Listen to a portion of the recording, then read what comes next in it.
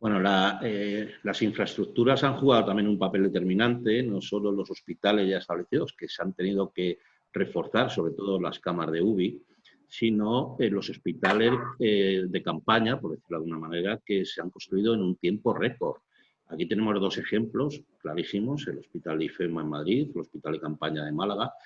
¿Cómo han vivido esto? O sea, ¿cómo se puede construir un hospital de estas características en tan poco tiempo? Y sobre todo, a mí me llamó mucho la atención ver las imágenes de canalización del oxígeno, ¿no? Sobre todo en los hospitales de campaña, porque claro, el oxígeno es fundamental para este tipo de pacientes. ¿Cómo se ha podido hacer todo esto en tan poco tiempo?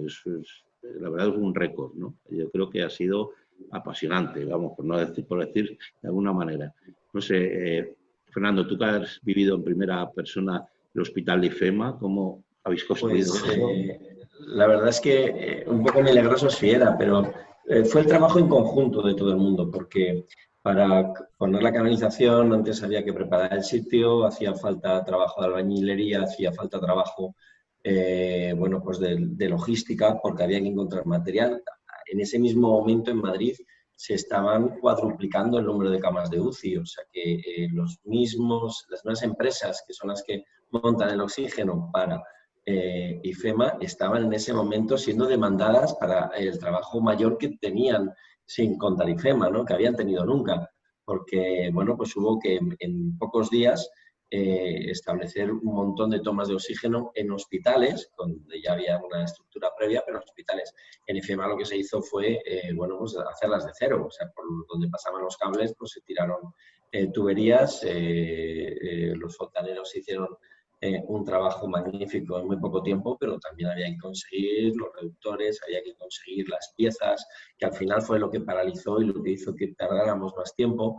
Pero bueno, pues absolutamente todo el material había que además someterlo al resto del trabajo de los demás, ¿no? Aquí el trabajo sanitario prácticamente era lo de menos porque mientras teníamos que estar trabajando en otro sitio, claro, porque no era posible trabajar al tiempo que estaban siendo atendidos los pacientes, también por un asunto de seguridad.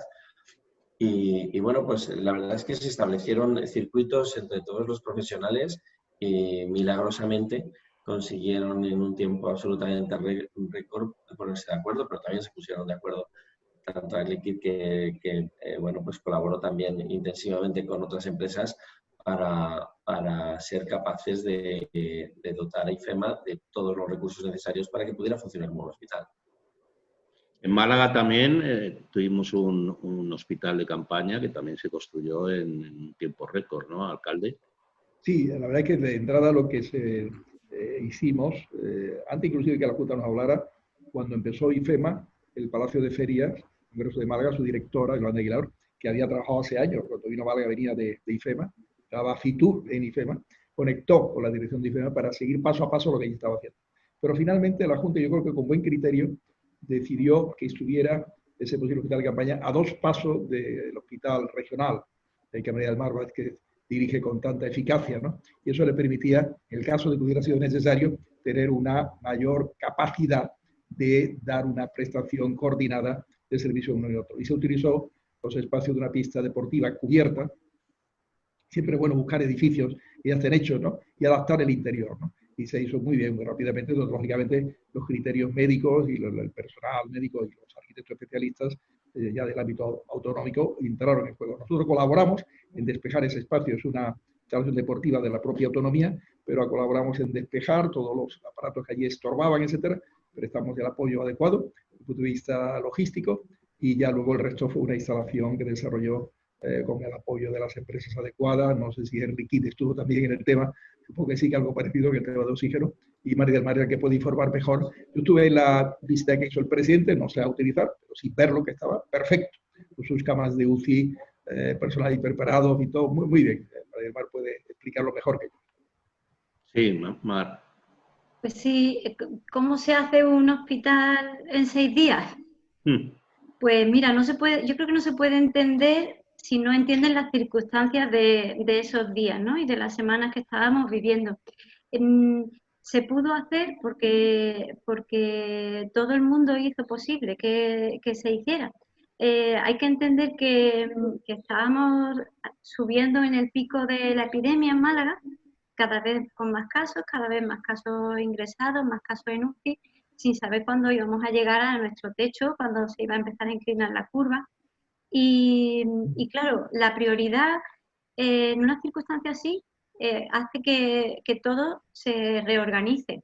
Que ahora la prioridad es conseguir camas y equiparlas. Y entonces no tuvimos ni que pedir el espacio. O sea, cuando estábamos pensando en cómo se dimensionaba, pues ahí estaba desde el ayuntamiento diciéndonos, mira, el Palacio de Ferias lo tenéis disponible. Desde la Consejería de Deporte, mira, las instalaciones deportivas, cualquier instalación deportiva que queráis, y ahí ya era solo cuál era el criterio que íbamos a elegir para hacerlo en un sitio o en otro, al final por cercanía, porque necesitábamos tener a los profesionales en una reunificación lo más cercano posible al hospital regional, para poder apoyarse unos a otros.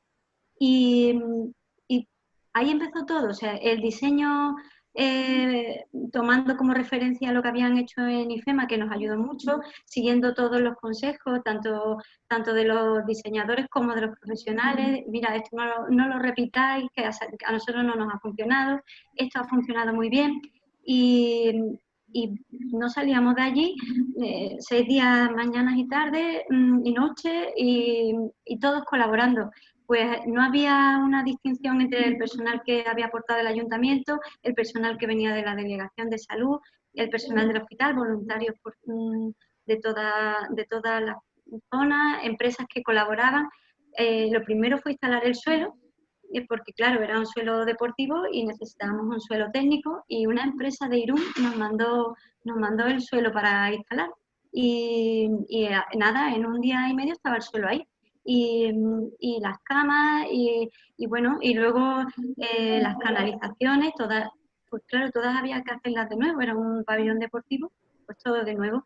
Y ahí realmente es que es verdad que si entiendes las circunstancias de que todo el mundo estaba pensando en que la prioridad era asistencial y montar un equipamiento rápido, pues entiendes por qué todo el mundo estaba trabajando allí a la vez, pero nadie entorpecía a nadie, todo estaba bien coordinado uno tras otro. Y bueno, yo creo que si no hubieran sido las circunstancias así, si nos dijeran hace un año, venga, en este pabellón vais a organizar un hospital auxiliar, pues probablemente o no lo hubiéramos conseguido o hubiéramos tardado meses solamente en el diseño. Pero las circunstancias de ver la epidemia en la puerta de tu hospital, en las camas de tu hospital, la población tan sensibilizada como estaba, las empresas todas sensibilizadas como estaban, eso lo puso muy fácil. Sin la colaboración y la coordinación y el apoyo de todo el mundo, no se hubiera hecho. En el caso de los hospitales, por ejemplo, doctor Manolo Molina, hubo que hacer adaptaciones ya dentro del hospital, porque claro, en muchos hospitales hubo que ampliar las camas de UBI y eso también requería unas infraestructuras específicas, ¿no? Aparte de material. ¿No es así? Sí, realmente ahí se hizo una ampliación rápida desde el número total de 84, se hizo una ampliación en el propio hospital, dentro de las propias instalaciones del hospital, hasta esas 105 camas. Y además teníamos ya previsto también un hospital que pertenece a Virgen del Rocío, como el Duque del Infantado. También teníamos la previsión y la posibilidad de incrementar también tanto camas de hospitalización como UCI. No nos vimos saturados en ningún momento hasta ese punto, pero sí teníamos esa previsión, hicimos la previsión, hicimos un plan funcional completo también en FIBES, en la feria de Sevilla, y en un momento que nos pusimos a trabajar conjuntamente, Málaga, Granada, Sevilla, para este diseño, y el diseño está completo, el diseño está con todo su plan funcional en el ámbito tanto de instalaciones, de estructura para 450 camas, 50 camas de UCI. Y aquí quiero agradecer, de verdad, personalmente quiero agradecer a Fernando Prado, porque en el momento que nos lo encargaron llamamos a Fernando y nos facilitó todo lo que ellos ya habían hecho todos los contactos, todos los proveedores. O sea, fue un impulso que yo creo que en menos de 24 horas teníamos ya un trabajo magnífico, gracias a que Fernando pues nos facilitó toda esta documentación, y directamente todos los proveedores. Al día siguiente estábamos con iLeak, con todos los técnicos de iLeak, viendo toda la estructura, los diseños, dónde iban los depósitos, dónde iban todas las instalaciones. Realmente, pues bueno, quedó un diseño muy bueno, y además con unos circuitos perfectos, que desde luego quiero decir que no lo vamos a dejar, no va a quedar en nada. Eso está establecido y queremos ahora impulsarlo. Si las cosas van bien como esperemos, queremos impulsarlo y hacerlo al Vigil de Quiñones, el Hospital Militar de Sevilla, que está abandonado, que lo abandonaron hace 14 años, una estructura magnífica, y que intentaremos un diseño, plasmarlo en el Hospital Militar, ya como una estructura prevista para cualquier tipo de pandemia, cualquier posible rebrote, pero también prevista pues, para este alternativo de carácter provincial, no el Hospital Virgen del Rocío, sino con carácter provincial. Muy bien, yo supongo que una empresa como Air Liquide, que tuvo que dar servicio, ¿tiene alguien abierto el audio? No, un pequeño problema técnico. Decía que una empresa como Air Liquide, que ha tenido que dar servicio a tantos hospitales, ¿no? Hospitales de campaña y generar nuevas infraestructuras, ¿cómo lo ha conseguido? Ya nos has explicado antes un poco cuál ha sido, pero me imagino que habrá sido también un esfuerzo ímprobo, ¿no? El conseguir llegar a todo.